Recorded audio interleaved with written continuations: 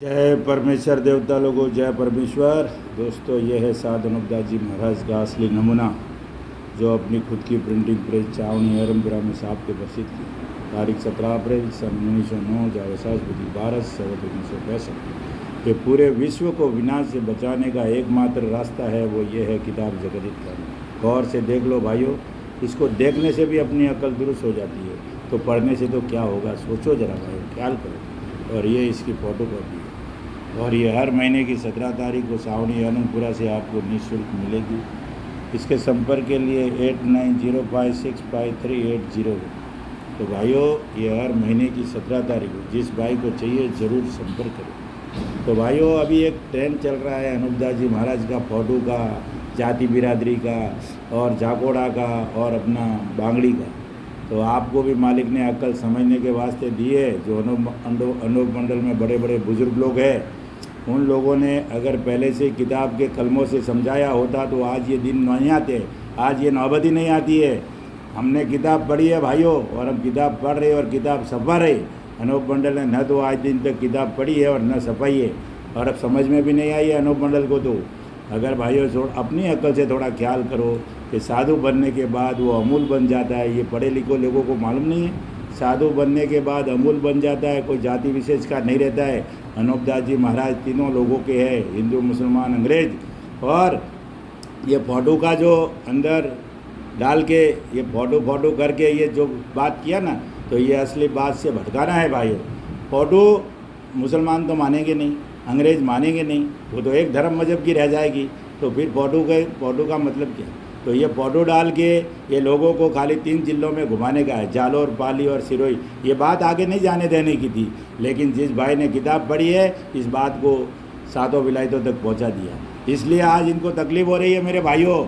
और अनुपदास जी महाराज को हम जिंदा समझते। क्या भाइयों, आप इतना ख्याल नहीं करते? एक बाजू तो आप तो बोलते हैं कि अनुपदास महाराज अवतारी जोगी है, तो अवतार जिसने लिया है उसको कोई मार सकता है क्या?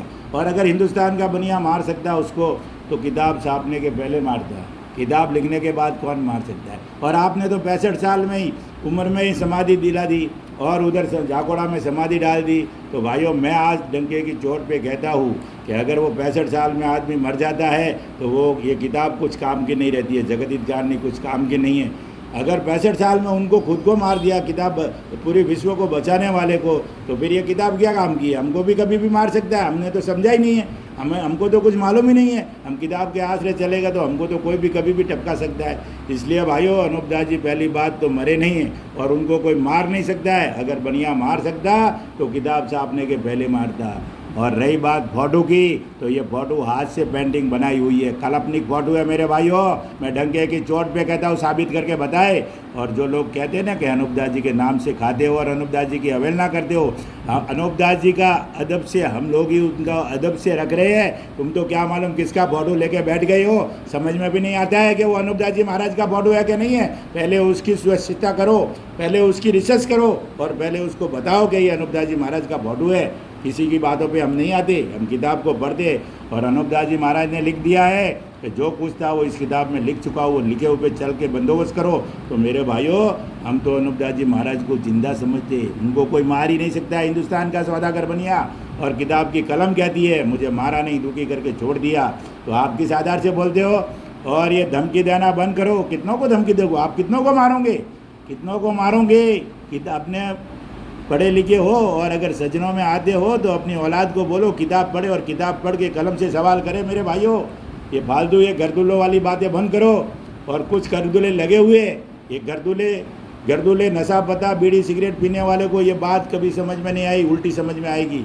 इसके लिए मेरे भाइयों कहता हो, इस किताब जगदित कारणी को गहराई से पढ़िए और ये फोटो के चक्कर में मत जाइए। ये फोटो तो डाल के अंदर फोटो ला के इस बात को भटकाने के लिए फ़ोटो लाया गया है। ये सोनी हरिचंद को भी लाने का मतलब यही है कि ये बात आगे नहीं बढ़े, लकड़ घालड़ी कूटते रहे ज़िंदगी भर और किताब की बात आगे नहीं जाए। इसलिए भाइयों कहता हूँ कि इस किताब को पढ़िए और कलम से चलिए।